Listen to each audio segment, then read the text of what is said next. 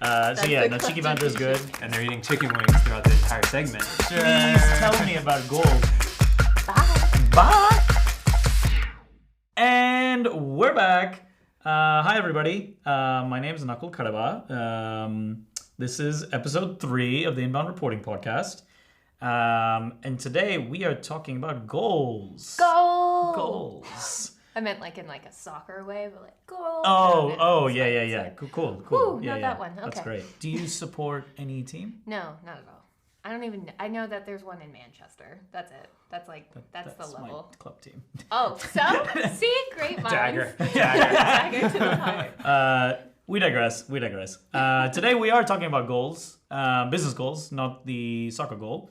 So like I said, my name is Nakul Kadaba, and with me is my co-host, the lovely Jory Monroe. All right. And I am an inbound professor with HubSpot Academy, and today we're actually joined with an exciting behind-the-scenes superhero of HubSpot Academy, Julian Clement. Woo! Okay, I'm gonna let you introduce yourself.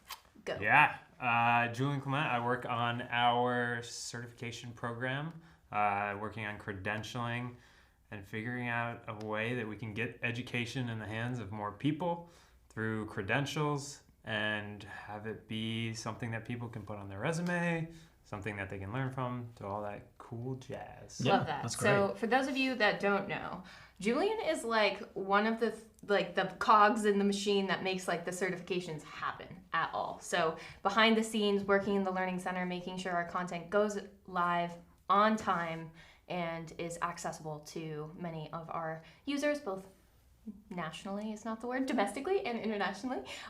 So that's who we have the pleasure of talking to today.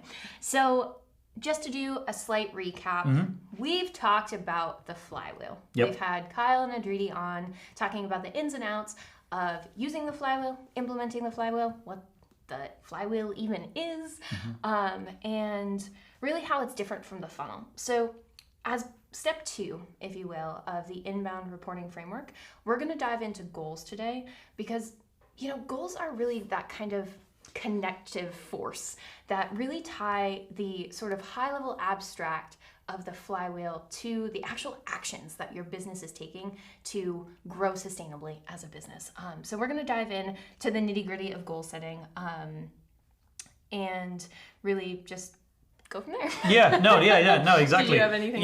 No, I did. That's a good way to kind of bring it about, right? How do you end up measuring your progress to better understand your business model, i.e. your flywheel, right? That's where goals come in, right? Where, they're pretty easy to understand at face value. And, we're going to ask Julian in a minute a bunch of questions, put him on the spot about how he does it with his team and beyond that.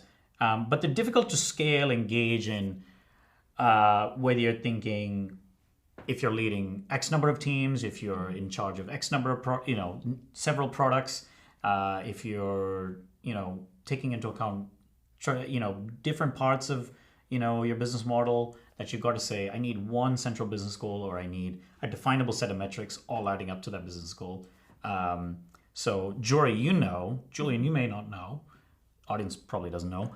I'm a bit of a math nerd, so Yes. yeah, Can confirm. Math nerd. Yeah, so typically, TM. So typically, and my customers will definitely be annoyed when they hear this because I've done it with several of them, if not all of them, at some point, where I think about it in terms of like an algebraic equation to calculate one's business goal, where y equals, let me wait for it. Y is that business goal, that quantifiable figure, whether it's revenue, number of leads, market penetration, Okay. what have you. We'll get into the examples later. And then you have your X sub 1, X sub 2, X sub 3, so on and so forth. Those are your different metrics that you can differentiate by team, right?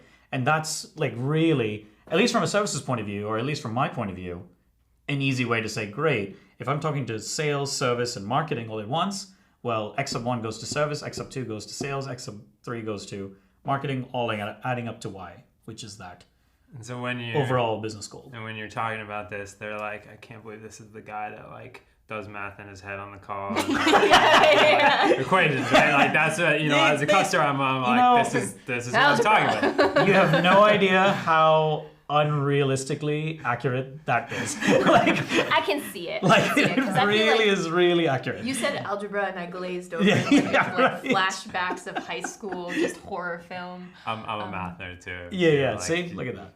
Okay, He right on. identified. That's identified. I get it. So I get it. great. I feel like your face lit up, Julian, when he was like algebraic equation. You were I like, was like, oh, you're ding. going mx plus b? Yeah, right. What is it? So somewhat close. It's close to that. Somewhat. Grabbed the attention. But I mean, that's why we wanted to bring Julian on, right? Because that may not be the only way to calculate it, right? That's like my preferred way. Sometimes though, as I've talked to customers, Jory, I'm sure as you've talked to customers, they calculate it in a different way. They may have a different version to show it. Some people, and even just the types of business goals themselves, some may be revenue oriented, some may be customer success oriented, some may be growth oriented. So not necessarily tied to a monetary figure, but number of leads produced, increase in market penetration share. Customer success could be satisfaction, right? Usage. And I feel like what I've seen a lot too is it's not just like what types of goals. I feel like I have the fortune or misfortune, if you will, of seeing when goals go wrong so many times. So Sure. it's not so much always like what type of goal are you setting? It's like you set a goal, never looked at that goal, kept it in a dusty box until the quarter was out, and then you're realizing you're tracking the Did we wrong achieve things. it? Yeah. But you need to take that goal to your kind of higher up and say how you performed against it. So I've seen goals go wrong more often than not. Or it's like goals are treated as something like if you're an individual contributor, you don't really pay attention to, you just kind of like stay in your silo, do your work, and then you go home for the day. So definitely interesting that like there definitely are different business goals per customer, but I've just seen kind of the murky backside of the business goals where they go wrong on a lot of my Similar to me, and then it goes into like those different frameworks of the SMART goal method, which HubSpot has definitely talked about quite a bit. So let's go. Let's dig let's into talk about that. Yeah, because I have a tooth to pick, and so I have an unpopular opinion at You HubSpot. said tooth to pick. I like that. Tooth to Yeah. pick. Is that Yeah. different? She I was don't- talking about her dentist point Oh, earlier. so Yeah. like bone to pick, tooth to pick. Bone to pick. Oh. I think feed so. two, Oh, is it feed two bone to birds pick? with one stone. That type of thing. Oh, it's bone to pick. It is bone to pick. But I like. That's Tooth- why I don't know, say. 'cause, like you have like, a toothpick. It's less. I mean, it makes sense. It's less I get it. invasive if it's a tooth Yeah. versus a bone. yeah. And why are you picking 'cause, like, bones? Yeah. to I don't like to that. eat them, right? It's like the Oh, it's like an the- eating thing. It's not like cute. Yeah. yeah. Anyway, Yeah, we digress. We digress. So SMART goals. It's in Academy content. It's on the blog. Yeah. It's like It's a proliferated thing. through It's a thing, yeah. our content. But I think SMART goals, they do have a place, especially if you've never set goals before. But I'm just not convinced that they are the be all end all of strategies, even though we talk about them all the time as SMART goals. And Julian, I'm going to let you dig into kind of the logistics of SMART goals, because I know this is something that you've talked about to the Academy team a lot, but just in general. Give me the nitty gritty of SMART goals.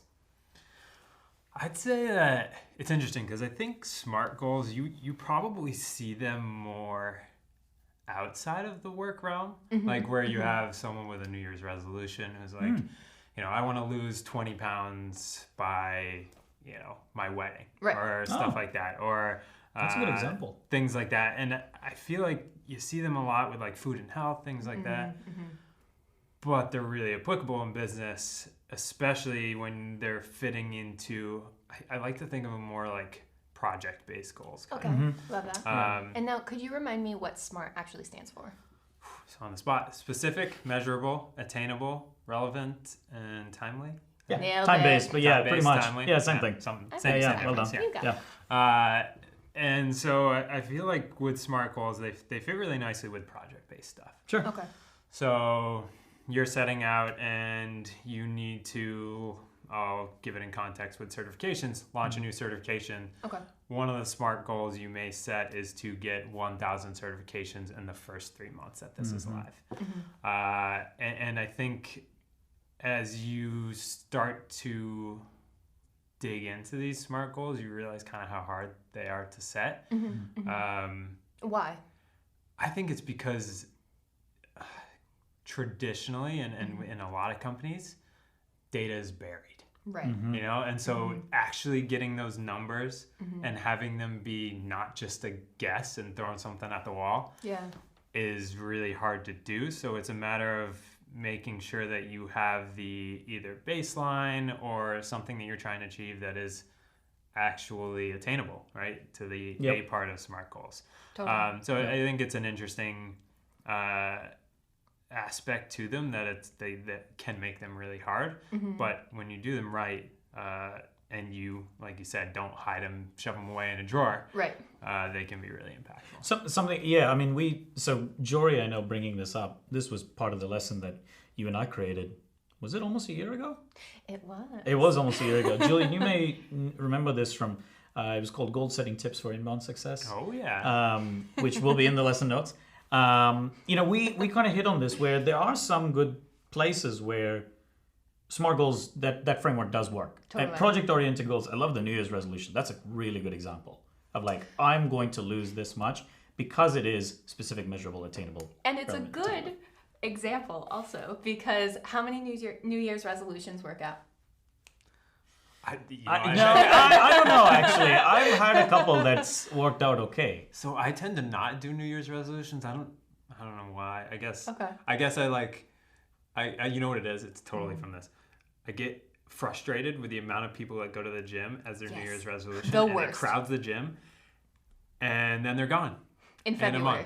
month. In a month. And you're Literally. like, yeah, good seeing you too. Yeah. But yeah, I think I don't know. I think it's a good one because it's very relatable to a lot of people. That's Right. totally fair. We all set them, whether or not we all keep them. Like me, Yes. it never happens. Yes. None of the New Year's resolutions I've ever set ever worked 0%. out. 0%, zero for many. Okay. Oof. For my age. We're rooting for you. My age, yeah, I was gonna say, I am rooting for you, Jory. I think you can get one. Maybe. I guess I have to start small. But we also talked about another framework in that lesson, which I know Julian is aware of, the Objective and Key Results framework, or the OKRs. Julian, take it away. Yeah, let's Oh, hear I it from love your this one. vantage point of what that is. So OKRs, Objectives and Key Results. First time I heard about them was I read a book, Measure What Matters, by John Doerr. Yep. And Google's used OKRs. In all honesty, like if you use KPIs or OKRs, it's kind of the same thing. Okay. So for anyone out there, key performance indicator, KPIs. Yep. I really like the OKR framework because it provides this link between this larger objective that you're trying to accomplish. And when you talk to businesses and you talk to people today, like such a big part of it is like, what's your mission? Like, what's your mission as a business? What do you stand for? And I think in OKRs, the objective really is that larger piece that connects to why people are sitting in that room with you today. And then that key results aspect of it is like, okay, how do we go out and tactically do this? And I think that's where the overlap between the SMART goals really comes in. And it's that key result piece, because the key results need to be specific, measurable, attainable, relevant, time-based. But OKR says, hey, there's something bigger here that we have to tie it to. Right. And that's why everyone's here working towards these same objectives. Totally. We had a similar, like in our research before making that lesson, and then obviously with the framework as well, we knew that this particular episode was going to be somewhat contentious in the fact that not everybody uses the same framework. It's just saying. Some people, even in the phrases, KPIs versus key results, it interchangeable, right? And then even beyond SMART goals and OKRs, it could be another framework that, people use to measure their goals. Definitely. So, Julian, I know this is something that, you've taught Academy how to set these. You've run sessions on this, but Pumping my tires. That's good. Okay. but from your experience, so how long have you been on the Academy team? So I've been on the Academy team 4 years, Okay. I think. So- So I'm a dinosaur now, I guess. Yeah. By HubSpot standards. And in that time, how have you seen implementing OKRs kind of change in those 4 years, or like goal setting in general? Walk me through that story. Yeah, when you started, what was the framework used? Oh man, I don't know. It wasn't good though. And we kept it all in one Google sheet. That was an absolute nightmare of a mess to keep track of. And you'd go in and like accidentally delete someone's goal, and they'd get all pissed, and then look at the history, and then like at that time it was HipChat, like HipChat you, and be like, yo, you deleted my goal. So it wasn't very good. I would say about year and a half ago, 2 years ago, we really leaned into OKRs. And as we did it, one of the things we knew was that we have to make this easy for everyone on the team. It was a team of 15 or 20 people. Like, how do you make this easy for people to do, and how do you make it so that they can properly measure it? Because that's, one of the big things with these is how do you look back and see, like, was it successful? Totally. And the way we kind of broke it down was that, like, when you think about an objective, you really kind of have like the action verb and then like the detail of it, right? So you have like, we want to increase, decrease, do whatever there. And then it's kind of like the what, why, where aspect of it is like, are you increasing subscribers to, to like your blog, subject. right? Yeah. Like, so that was kind of how, at least when I was trying to kind of explain how we were going to use it. Totally. For the objectives, it was like, all right, it breaks up into these kind of two parts. And then for the key results, it's really, again, that action verb, which is grow, average, increase, decrease. Then you kind of have that measurement aspect, which we've talked about, which is like, we want to increase the existing percentage of X, or, we want to go from this number to this new number. And then that time to completion, like by X date or by X month or end of the quarter. Right. Yeah, and so that was kind of how we ended up as a team breaking it out to make it easy. And to your original point, when we started doing that, it became clear that the way we were doing it before, we would just throw stuff around and see if it stuck. And then when we came back, we'd be like, I don't even know why I set this number as my target. Totally. And so it was having the context to that as well, which I think is really important, of like, why did we come to this number? Why are we working towards this key result that rolls up into this objective? So to kind of dig into that a little bit more, so when setting key results, what are some recommendations you might have for people trying to identify what metric to actually go after? Well, I think it obviously depends on like the objective you're setting, right? Totally. Think the flywheel, like really like dig into that. So you have your attract, engage, delight. Where do you really need to focus your efforts in order to get the most return, not only for your business, but impact your customers the most? Absolutely. So I think that's like a big way to think about it, is like, okay, do we need to increase supply at the top so that we can have more people to engage? Right. And so that's obviously it's a new concept to a lot of people, and people are traditionally thinking of it as like, let's think the funnel. But what happens is, if you can get people to that delight stage and you have goals set around that delight stage, like that's what continues to spin. And you say, all right, we have all these promoters and our goal is to get an NPS of 50. It falls in the delight stage.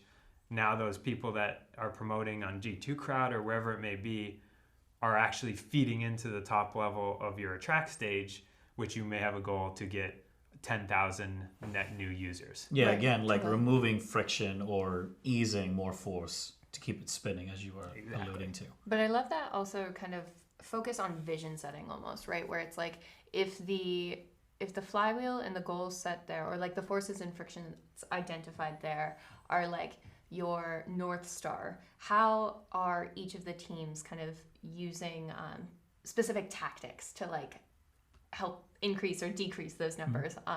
And you can almost roll that down to the individual, where it's like, you need to be able to identify what you're doing, what metrics that's like actually helping kind of impact, take that to the team level, and almost kind of like a step pyramid, be able to like track how your action can actually impact your force or friction. So there's like a hierarchy of the goal structure when set like OKRs. Yeah, it's such a interesting thing, because I feel like a lot of times what gets lost is the individual contributor working towards something. And a lot of times maybe that's not what the higher level like objective of the team is or key results. And then you have this weird kind of like dichotomy where you're like, am I actually helping influence these metrics with what I'm doing? And then there's no ownership, and that's when it like starts to fall apart. Right? Absolutely. It's like when you don't have the ownership of the goal and you don't feel like you're contributing to it, then there's a lot less force behind that, especially as an individual contributor. Definitely, and that's something that I feel like we're still solving for and iterating on the Academy team specifically. Sometimes it can be hard to tie content to like the forces and frictions of HubSpot as an organization. But at the same time, I think it's important. One of the things that we do is we have a monthly team meeting where we kind of reaffirm the types of metrics that we're going after as a team. And then what we do on a monthly basis is really set the priorities. So we can almost, as individual contributors, reflect on what are the actions I'm prioritizing and how does that actually roll up into, as a team, what we're trying to move the needle on. So I think definitely a certain amount of reflection, because I know it can be frustrating if you're an individual contributor to feel like you're not actually impacting the business at all. And for just also like a team culture kind of thing. Like it's important to feel like you matter. So as a follow-up to that, I mean, I assume that some of those targets or priorities will be quantitative. Are some of them qualitative as well? Do you make room for that? So definitely. So usually what I've seen, and correct me if I'm wrong, Julian, because we're all on the same wiki doc, but it kind of depends on the person. But Sure. I sort of see them a little bit as like OKRs almost, where it's like there's like this high level like qualitative like statement, and then like there's like sub bullets that are the more like quantitative, like this is what that actually means. That's great. So there can be almost like no confusion as to like what that person's priorities are. So for example, I might say something like, oh, like I want to create net new lessons, but then it might be like 3 lessons on ads like launched by X date or something. And then that actually brings me to kind of a follow-up to this OKR structure. So unlike normal goals, which sort of just sit there and you either hit it or you didn't, OKRs comes with a grading system. So could you help us unpack that, Julian? So I think Google is famous for saying that you should only hit 70% of your objectives and key results, which is always very weird to me. I get it, you know, like it's like okay, like we're striving to be like better all the time, better all the time. But then part of me is like, well, you know, like shouldn't you just set them better? Like, isn't that? Shouldn't you just know what you can do? You know, so like, you know, but at the same time, like the grading system we use at least on Academy, we look at it and just kind of say like 0 to 10. Like, how do you feel that you achieved or your team achieved or whatever it was, like the goal that you set out to do? And I would say people tend to err on the side. Well, one, I think a lot of people are awesome and they crush it. And so you see a lot of like 8 out of 10s, 9 out of 10s. Totally. But it's that reflective point, which you brought up, Jory, that you need to be able to have the goal visible so that you're held accountable. That's something that they mention a lot in the Measure What Matters book. Is they had it on Post-it notes, they had it all over the place. And then come back and say, was I effective? Why or why not? Love that. And that's where like we use the grading system, and it's just a way as more of a self-check rather than anything. It's accountability, self-check, but just to be like, wow, like I was a 2 out of 10 on that. Like, what happened? Was I not aligned with the people I needed to be to get this done? Was it an unrealistic goal? Like that's my biggest problem. I try to set out like every day I set out, write 6 things on a sticky note that I want to do. I found that I was writing more than that and then not hitting them because I was trying to actually do objectives in the sticky note rather than actual tasks. And so it's that type of thing where it's really hard to set attainable things. I think that's, at least personally, one of the biggest things I've struggled with. Definitely. Yeah, and that's the beauty, I think, of OKRs, you know, because again, they kind of mix that qualitative nature of here's a organizationally wide objective, right? The key results, though, have this quantitative nature of the SMART goal framework within it, of saying Yeah. web traffic need to increase this by 20%, for example. Lead gen needs to get this many per month. Revenue needs to be this much. I want to go back to an earlier point, Julian, that you had hit on, which is a good follow-up. Benchmarks. A lot of times, at least, when any of us are really thinking of goals in particular, regardless of the framework that we use, sometimes there's not much benchmark to go off of. As you were saying, data is sometimes buried, which is a really good foreshadowing for episode 5 and 6. But we digress. How can people start to think about, though, getting that benchmark in some way, or at least partially recovering it to say, here's some evidence from which I can say, here's my business goal, and here's like the metrics or the KPIs or the key results, whatever you want to call it. Totally. Can base it off of. It's crazy now because there are so many systems that you use as a business, and a lot of them have metrics available, things like that. I find that it comes down to just caring enough about finding the benchmark, or this is here we're nerd out here, but like making algorithms. Yeah. Like that. Yeah. That may sound like kind of crazy, Yeah. but just being like, if we know that we get 1,000 views in our English content, and we want to put this in Spanish, well, we know in general that like 20%. We have like a 20% drop off in what we see between Spanish views and English views on normal content. So, okay, that's like about 800. So a lot of times it's just like doing the math almost, right? Yeah, and just yeah. being Sure. and just being like, I'm all right, interested. Are there other places that are there other projects, things within the company, other companies have done that are similar, that I can just make it an educated guess rather than just a total guess? And I think we do this innately a lot. Yeah.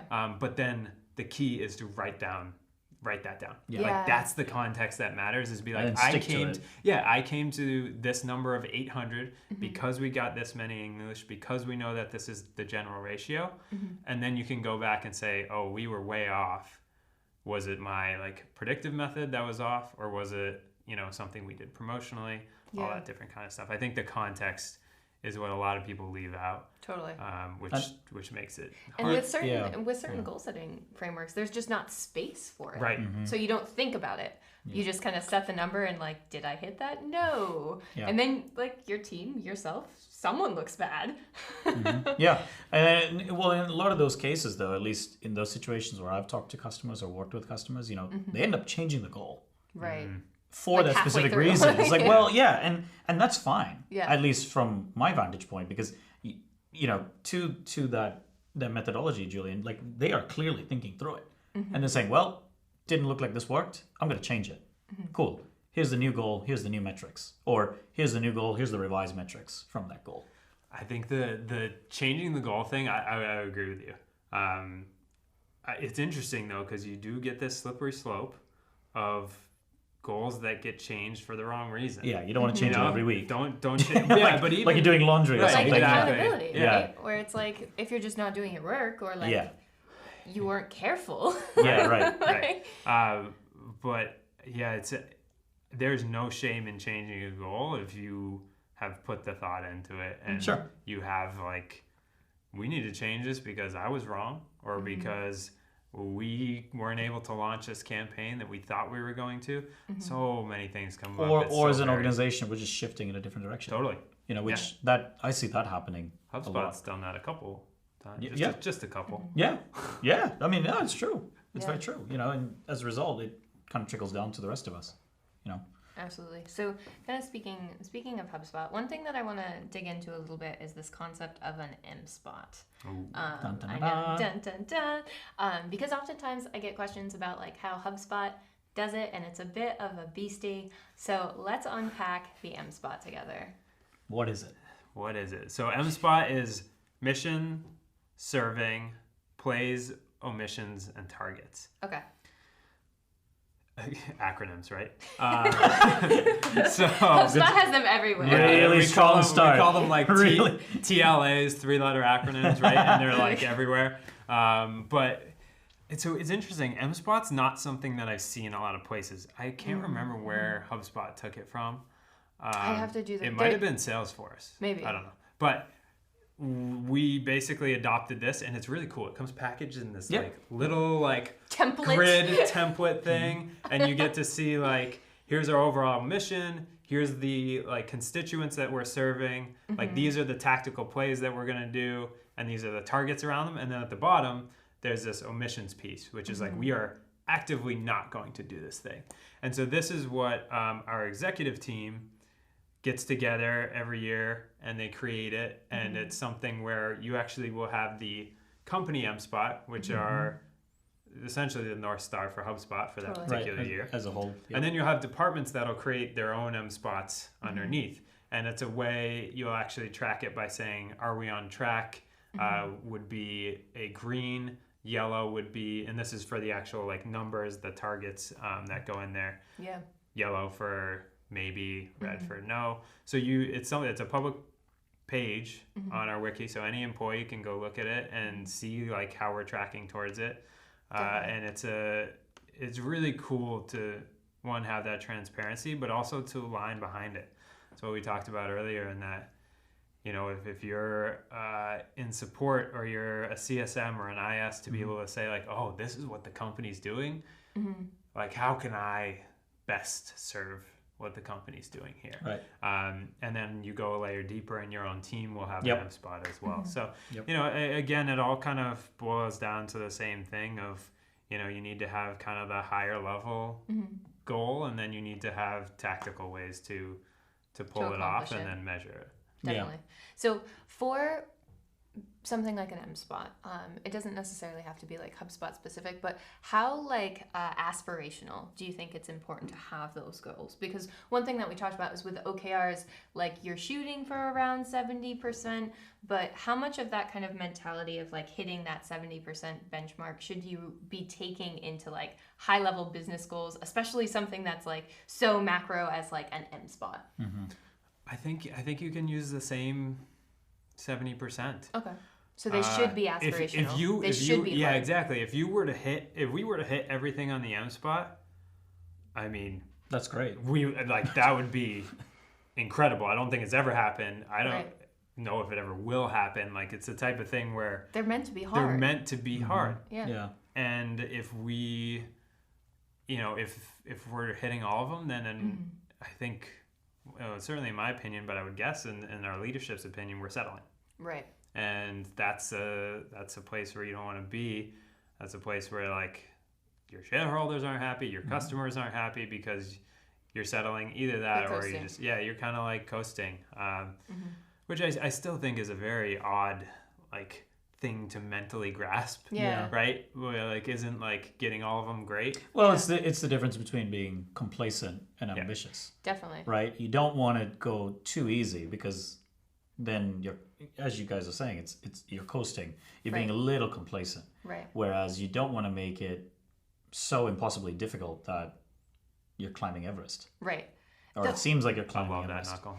Yeah. That's good. So, what's the quote? It's like, if life seems like easy street, then danger's at the door. With like, I don't know. Who said I've heard that. this before. Was that a Brian Halligan thing or someone else kind of thing? Maybe. But you've heard I this. know, I know, right? yes, I've heard Yeah. this before. Verified. But Check. it's just like, okay, cool, not making it up. But there is something to be said about kind of complacency in the workplace, because you should have that like always be growing mentality, like hopefully growing better, but really stretching your team and like the capabilities of your team and kind of the new heights you can reach, to pull the thread on your Everest metaphor. But at the same time, there are these things that are omissions. And walk me through like why it's important to like have those omissions like stake in the sand, like we're not doing this. You can't do everything. Love that. And I mean, really, it's as simple as that. But to elaborate, there are so many different things, activities, tasks that you could be doing as an individual, as a business, and it's about focus. Right. So by declaring those up front, you strip out the distractions, and it allows you to focus on what matters and what people have identified as these are the things that are going to make our business successful this year and years to come. And I know the next episode with Mike Redboard is going to really concentrate on building buy-in and alignment between those individual teams within a business with whatever goal it is, whether you're using an MSpot, purely just OKRs, a SMART goal, whatever, anything that we haven't mentioned here, right? Let's go into that, the qualitative versus quantitative play, because on an MSpot there is that good balance too. I would say, of where you have a mission which is pretty qualitative. You're trying to have this overarching organizational North Star that you're trying to hit. The plays and the targets, those may be more quantitative, right? OKR shows up differently. SMART goal, it may show up differently. It's usually more quantitative, I would say. How does that translate into, I guess, for your team, for the Academy team, when you're using something like an OKR for data collection, for those key results? Well, the objective, again, the objective feels a lot more qualitative. Yep. Almost across the board for us. So maybe it's helping people grow better using inbound. Sure. Right? So you have this really qualitative, like, how in the heck are you going to measure that? Well, then it's like, we have an inbound certification. Like, let's figure out how many people we can get certified in a time period. Let's figure out what our pass rate is for that. Like, are we actually teaching people, or are they coming in and they already know it and clicking or doing whatever, right? So I really think it, at least the way we do it, the objectives feel a lot more qualitative. And if you're doing too much of the qualitative on the key results, what ends up happening is you essentially just get a black box where you don't really know how you fared. Then it's that situation of, I'm just going to put it in a drawer. And as a result, you have no data really to judge it, again, whether you nailed it or not. Definitely. So do you have an example? It could be on Academy. Do an Academy example of like OKR's gone wrong. Like OKR's gone rigid. Like, was there a time you set a goal and you were just like, yeah, we're going to do it, and it just like went off the rails? So it's funny. We developed this as we created more hubs, right? So we went from just having a marketing hub. Totally. Now we're becoming a suite, so we created a sales hub. It was cross-selling at the time, which is basically like getting someone who has marketing to buy sales, vice versa. Gotcha. And we're like, oh yeah, that's sweet. We're gonna latch on to that. Like, let's increase cross-selling in Q1. Okay. And that was like the objective.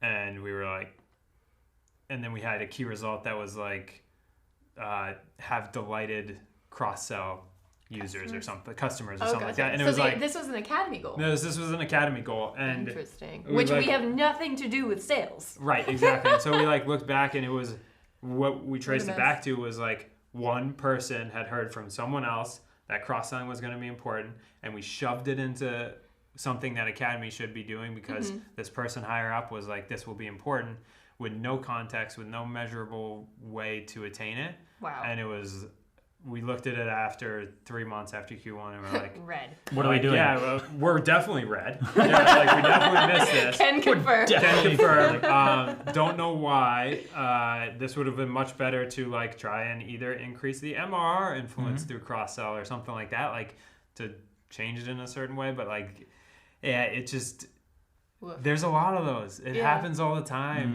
This is a motion. It's an exercise that you get better at the more you do it. And you're going to have a lot of those not so good objectives, to put it lightly, and not so good key results. But the more you do them, the better, the clearer they get, and the more they help you in your business. So from your experience of like setting those, and sometimes they go right, sometimes they go wrong, what are some guardrails that you kind of, when you're setting them, you kind of have in place to make sure that you're going like after objectives that really you can A, action, but B, seem to matter? For HubSpot, the MSpot, if your company or your department has some sort of objective or mission or MSpot, anything like that, the best thing you can do is to closely align your objective with that and then find key results that are going to influence that. That you can impact. That you can impact. And that's the key point, Jory, right? That you nailed it there, is like, what are things that I can do that are going to maybe be a small part, maybe it be a big part, but impact this team and this company objective so that you do have that ownership. And it's not something where you're like, great, I set this goal and we achieved it, but like I didn't do anything because I couldn't have had a role in this. Right. And I think one example that I've had in the past is, we used to want to increase the just like the number of certifications, and we had to rely heavily on marketing to do that, and we had to rely on all these other teams. And when we looked at it, it was like, oh man, like I'm kind of just being a lobbyist to help get this done, which is fine, but like there were things that I personally could have done that I would have been able to measure and would have helped impact our larger goal. Definitely. And when you're relying also on other teams like that, it could be completely out of your control whether or not you hit your goal. Which is scary. Especially when you start to consider those more like high level team goals. But the second guardrail, not to put words in your mouth, be quantifiable as much as you can. 100%. Be quantifiable. You can track it. Right? Yeah. Please make sure that you can track it. Please track it somewhere. And put the time. Like we talked about it, but a lot of times if you don't say by when, you keep pushing it out, and pushing it out, and pushing it out, and all of a sudden now what you really needed to do in Q1, you're doing in Q3, and it's really not helping the larger objective. Right. That makes sense. And then as we're thinking about it in terms of a larger reporting strategy, right? Because that's what this podcast is for, ultimately. All of a sudden you have that, qualitative-esque objective or an MSpot, right? But those key results, KPIs, metrics, whatever you want to call it, they're your first reports. Absolutely. Those are the first few things that you can start collecting data on and then measuring your progress to say, yep, I'm hitting it, or nope, we're definitely red, to use Julian's words. So definitely not going to hit. Definitely not going to hit it. Yeah. Awesome. Those are the questions that I had. Do you have any more, Nicole? I was actually wondering on how you would tie something like an MSpot into that OKR, because we heard obviously, like we obviously know at HubSpot that we have an MSpot, right? It exists. We know that it exists, right? We're aware of it, but we work off of these other frameworks like OKRs, right, to define our individual teams. How do you guys do that in Academy? So I think the closest relational piece is when you look at an MSpot is like the plays, right? So we'll have plays, right? I'd like to align objectives with plays. Sure. So you'll have, let's say our play is to get more developers in our ecosystem. Then we have an objective to create more developer content, right? So those are two kind of high level, qualitative, and then your kind of targets that you have on the MSpot are going to be very similar to your key results. And so if your target is to increase the NPS, you want to create really good content. You may actually have an NPS target for your content rather than just the full developer ecosystem, right? It kind of brings it one level lower, I guess. But then, you also may want to get a lot of people going through that content so that the NPS actually matters and get different survey feedback, things like that. But it's really looking at those plays and saying, like, can we really closely align the objective maybe in context of our team, and then looking at those targets and saying, hey, are there any of these targets that we can reuse in a smaller sphere that will impact the larger sphere? Things like that. I really like that kind of sense of alignment, because it, like, your departments, your teams, they should match kind of how you're impacting your overall company's mission. So that's how the mission statements align. Like for instance, HubSpot's mission is to help millions of organizations grow better. Nailed it. Good. Yeah, that cool. was it. Yeah. I was like, don't mess it up. That's exactly what it is. Yeah. I saw you thinking. No. Got it. But then, so academies, I'm gonna actually grill you, Julian. So what's Academy's mission? Oh, geez, you grilling me? Yeah. Oh man. I'll You're putting okay. me So on the the one spot. destination where companies Learn to start and grow a business. boom. There we go. TGM. So that's how Don't Academy. show Chris this. Oh, geez. Yeah. Tell him not to listen. Directed. So Please, cut that, please. yeah. So that's how Academy intends to impact that mission statement. Then, HubSpot has its specific cohorts of users that it's looking to kind of drive value with. We actually might take all of them, but certain teams will take specific subsets of who HubSpot's serving, because for instance, like who sales is interacting with might look different from marketing or sales. Like they're different cohorts. And then absolutely, like Julian was saying, I almost called you Julian. Julian. It's like really just like the tactics. So we take the plays, see which ones Academy could actually affect. And those became kind of like our new guiding star for our like Academy MSpot. And then emissions, I think, is just interesting because it's like, don't go after campaigns that your company is omitting. I don't care how shiny the penny is. Don't do that. And I think that can be the guardrails. So for instance, like a big one is when the HubSpot MSpot, so many spots, doesn't go after a certain languages. We don't prioritize content in certain languages. Like we just don't try to shake that up. And then again, the targets, like how can we actually move those specific numbers? And it might not be the entire number, but how can we help influence it? What's within our scope of impact? No, exactly. I would say the one thing, and it's not even a push back onto you, Jory, but something to consider is like, especially with this flywheel model, like we shouldn't actually be thinking about it in cohorts, right? Because the best way we can continue to serve our customers is to have more alignment across sales, across marketing, across service, right? Yeah. So if we can start to think of it as like one customer and one relationship, serving all of those, like I think that's going to be, I love that. We hear Brian talk about it a lot. It's like the customer code and all these things. But it becomes true, and then it becomes true when you're setting these goals, is that you don't want to silo it as much. So almost like what you'd want to do is like on serving, keep all the cohorts, but then uniquely like identify for your MSpot or your team's MSpot how you're interacting. Yeah. And if you're not, that could be an interesting like point of reflection. So say like your team doesn't really work with like partners of your company.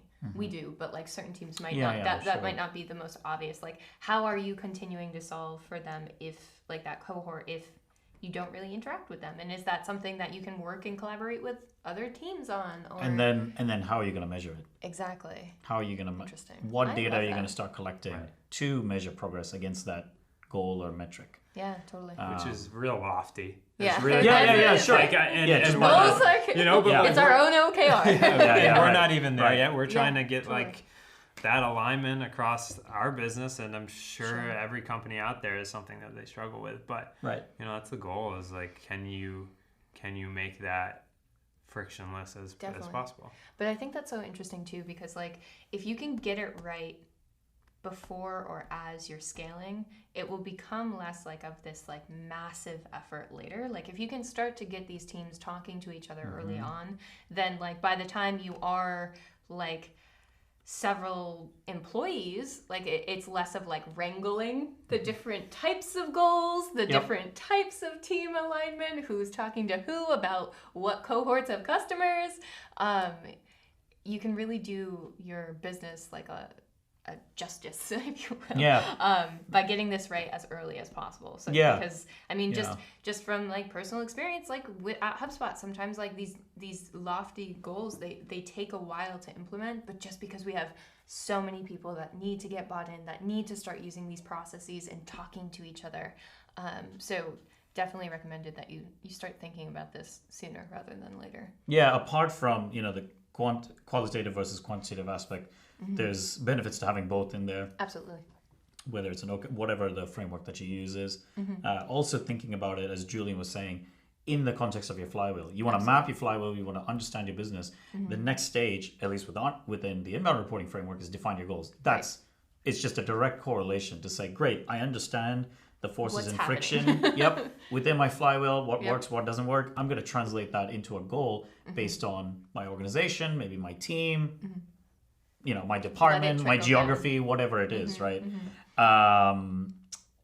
So yeah, a lot of takeaways from this episode. I have one question. Yes. Could you give us maybe a preview? Something that you mentioned was credentialing. Could you give us a bit of a preview as to like what people can start to expect or anticipate on the Academy side? Tell us about your projects, Julian. Yeah, so the one main project right now is to move to this kind of credentialing platform, if you will. And if anyone's familiar with our certifications, we kind of have like one way to get a certification. And then if you want to like differentiate yourself, like you got to just go and get more. Right. All of our competitors, the industry, like it's almost like we're like a college that can only give a diploma. Right. You can't get like course credit that counts, but then you also can't get like a master's anywhere. Right. And so what we are hoping to do is really enable our customers, prospects, partners by saying, hey, like we're going to create more of this advanced level assessment, which will allow you to get like an advanced certification. Nice. Or something like that, name pending. Right. And No TM. Yeah, no TM. TM, no TM. Yeah. And then also, we want you to be able to continue learning Yeah. and be able to gather badges along the way, and have something to show for all the learning that you've done that may not be in service of going and taking a certification exam, Totally. but may also not be as rigorous as going through, for an advanced certification, you might have to do a practicum and, a video and all these different things that make that credential a lot more valuable in the market for, whatever topic. But Totally. that's kind of how we're starting to think about it. I think we're underserving our prospects, customers, partners right now with only having kind of one certification type. Yeah. So we need to expand that and really make it so that it's robust enough to solve not only HubSpot's business issues, Yeah. but really enable our users out there to differentiate. And is this across languages and geographies as well, or agnostic? That's plan. the That's plan. Yeah, the plan. okay. That's Yeah, agnostic. as we everything that we're doing is now, it's just baked in is global. Sure. Yeah. Right? Sure. Like if we're going to do Yeah. this, like how do we do it globally? Yeah. That's really hard. Yeah. We have some awesome people that are working on it. I'm really excited to see kind of how we can continue to think more global first as we do these big switches, right? That's the hard thing. It's easy to do it in English. Yep. How do we do it across our 6 core languages? Definitely. And I think what's interesting is I love this example of the credentials because it's very much like one of those times when it was like there's a friction in the business that kind of trickles down, and this is one of the ways that Academy is like saying like we can solve for this because this is in our area. Like we can help our user base get very like front running like education on industry standards and like really getting them skilled up in the tool by making things like credentials happen. That's great. Definitely. So Um, cool. Sorry, didn't mean to No, interrupt you, that's but okay. credentialing that is was really that was great. Yeah. That was great to hear. That's excellent. So as I alluded to earlier in the episode, about a year ago, Yep. Joy and I had created a lesson on goal setting tips. We'll certainly put that in the blog post. Hashtag ad. So we'll definitely put that in. When we We're talked just about gonna this, end every episode Yeah. with that now. where we Hashtag talked about ad. right. When we talked about the SMART goal framework, how it differentiates from the OKR framework. Definitely. What are qualities from both that you can take Yep. at least to set a goal for yourself? The asset for this episode we do have is actually one of the assets from that lesson that we're going Yes. to add. Yes. We do have what we call the inbound marketing calculator. We should Yeah. probably call it inbound goals calculator, I Yeah. would say. Because there's not like a good way to like smush marketing, sales, and Service, all and then like sort of product. Like it's like what would you even call? Yeah. So it was like, so the original version of this, Smarvicel?